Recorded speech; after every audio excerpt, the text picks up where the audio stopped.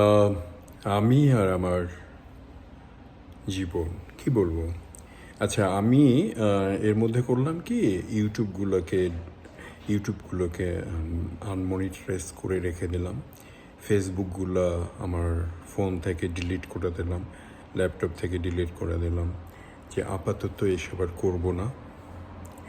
আর Instagram তো already delete করে দিয়েছি। টিকটক অত আমি পপুলার না বা আমি অত অ্যাক্টিভ না, তারপরে টিকটকও ডিলিট করে দিলাম। মোটামুটি ভাবতেছিলাম যে একটু সংযত হই, একটু ন্যারো করে ফেলি আমার জীবনটাকে, আমার সময়টাকে আরও মূল্যবান করে ফেলবো। এই তথাকথিতভাবে এটা করার পরে দেখলাম যেহেতু লস অ্যাঞ্জেলেসে অনেক আগুন জ্বলছে বা জ্বালিয়ে দিয়েছে, কিংবা ইন্স্যুরেন্সের পয়সার জন্য পলিটিক্স করছে, কিংবা নিজেরা জ্বালিয়ে দিয়েছে, তারপরে উইন্ডিতে একটু বেশি হয়ে গেছে, এটা নিয়ে দুঃখ বোধ করতে চাইলেও অত বেশি দুঃখ করেনি। কারণ এই বিশাল দেশের বিশাল কাহিনী, এর মধ্যে চোরচাপটা, ধোঁকাবাজি আমাদের দেশের মতোই, ইন্ডিয়ার মতোই, পাকিস্তানের মতো অনেক হয়েছে, যেটার অজস্র ফোন কল আসে, অজস্র ধরনের আমাদেরকে ম্যানিপুলেট করার চেষ্টা করে, অফার দেয়। এগুলো সব অনেক দিন ধরেই দেখছি, শিখছি। টেকনোলজির সাথে সাথে ধোঁকাবাজিটাও বেড়েছে। হ্যাভিং সে দ্যাট, পরে দেখলাম যে আমি যেহেতু দুইটা কাজ করি, ছোটো ছোটো $10 কাজ, এমন কোনো বিগ ডিল না, বড় কোনো কাজ না, কিন্তু আমার মজা লাগে যে ওইখানে আমি ভিডিও করতে পারি। কারণ দুটোই অনারই আমাকে ব্যক্তিগতভাবে চেনে, আমার বয়সী, তো ওরা আমাকে একটু নিষেধ করে না। আর যেহেতু পার্ট টাইম করে অনেক দিন হয়ে গেল, তাতে করে একটা তো ফ্যাসিলিটি, প্রিভিলেজ তো পেয়েই থাকি। তারপরে একটা জায়গায় যেমন 4-5-7 জনকে চাকরি দিয়েছি, যাদের কোনো গ্রিন কার্ড নাই, পেপার ওয়ার্ক নাই, সোশ্যাল সিকিউরিটি নেই, তাদেরকেও কাজ দিয়েছি। এটা ভাবতে ভাল লাগে। আরও ভাল লাগে যে নিজের ভিডিওটা করা যায়। তা দেখলাম ওই দুইটা অনারই আমাকে ওদের জিনিস পাঠাচ্ছে, মানুষের এই যে আগুন সম্পর্কে ওদের কমেন্ট দিচ্ছে, ওদের ওপিনিয়নকে দিচ্ছে, হোটেলের তরফ থেকে দুঃখবোধ জানাচ্ছে। ওগুলো দিয়ে আমাকে পাঠিয়ে বলছে যে তোমার প্ল্যাটফর্মে তোমার যে একটা বিশাল আইডেন্টিটি আছে, সেটার মধ্যে এগুলো শেয়ার করো, পোস্ট করো। আমি কিন্তু অলরেডি ডিলিট করে দিয়েছি। তখন আমার অদ্ভুত লাগলো। পাশাপাশি শুধু কয়েক সেকেন্ডের জন্য মেসেঞ্জারটা একটু অন করলাম, দেখলাম কত লোকের কত মেসেজ আর কত কথা। আল্লাহ আকবার! আমার সম্পর্কে কারো কৌতূহল, কারো সমবেদনা, কারো আমার সম্পর্কে জানতে চাওয়া, এই জিনিসগুলো খুব ভাল লাগলো। তারপরে আজকে একটু আগে, 2 সেকেন্ড আগে, গুগলে যায় খাজা মর্তুজ দিয়ে ক্লিক করলাম, আবার মর্তুজ খাজা দিয়ে ক্লিক করলাম। ওরে বাবা! দেখি গুগলেও আমার সম্পর্কে লেখা হয়েছে যে আমি ইউটিউব করি, আমার ফেসবুকের এই, আমি এটা সেটা, মানে কোথায় এইচির কথা দেখলাম না, কিন্তু 21st সেঞ্চুরি ইনস্টাগ্রাম বা ইন্ডিড বা আরও কোথায় আরেকটাকে যিনি কী বলে, ওই যে যেখানে প্রফেশনালরা চাকরির জন্য চেষ্টা করে, ওখানে হয়তো কবে কোথাও হয়তো অ্যাপ্লাই করেছি, এগুলো দিয়ে ভরা।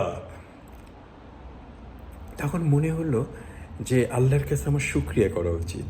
আমার এই সোশ্যাল নেটওয়ার্কের জামানায় আমি সত্যি, বিশ্বাস করেন, মানে এত কম কাজ জানি, বা ফোন বলেন, টেকনোলজি বা পাসওয়ার্ড সেট করা, এটা সেটা, এগুলো এত কম বুঝি, এত জানি, তারপরেও ভাল লাগলো। আবার চট করে একটা কী জানি একটা কবিতা পড়লাম, আবার আসিব ফিরে ধানসিঁড়িটির তীরে, আবার বললাম আমি কাঁদতে চিৎকার করে কাঁদিতে চাহিয়া, এগুলো পড়লাম। আমার নিজের ভালো লাগেনি। আমার আগে আমি যাই করতাম আমার ভাল লাগতো, একটা ফুটানি ছিল, একটা অহংকার ছিল যে আমি যাই করব পাবলিক তাই খাবে। কিন্তু এখন দেখলাম যে এত কিছু ভালো হয়নি, তবু হলো। এটা নিয়ে মনে হলো যে আল্লাহর তরফ থেকে এটা আসে, রেসপেক্টটা কেউ কাউকে করতে পারে না।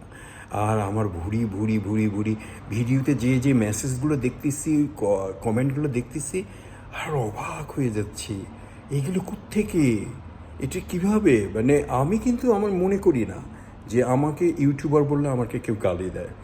আর আমার মনে হয় যে আমাকে গালি দিচ্ছে। আর আমাকে যদি ট্যালেন্টেড বলা হয়, তখন আমি যখন ভালো ভালো কবিতা, আমি অত সত্য মানুষের কবিতা শুনি না, মানুষের ভিডিও দেখি না। অনেকে বলে আপনি দেখেন, শেখেন, দিয়ে করেন।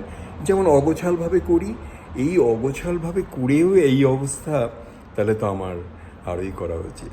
তো আল্লাহর কাছে তো অনেক অনেক অনেক অনেক কৃতজ্ঞ, শুক্রিয়া, যে এই বয়সে এসে এই যে আমার একাকিত্বের সাথে ইউটিউব বা সোশ্যাল নেটওয়ার্ক বা ফেসবুক, ইনস্টাগ্রাম বা টিকটক, এদের সাথে যে আমার পরিচয়টা হয়েছে, আমি যে এটাতে আছি, আমার জেনারেশনে, আমার ব্যাকগ্রাউন্ডে, আমার অভিজ্ঞতা, না আছে প্রতিভা, না আছে টেকনোলজির কোনো অভিজ্ঞতা, কোনো নলেজ, সেক্ষেত্রে আমি আল্লাহর কাছে খুব কৃতজ্ঞ।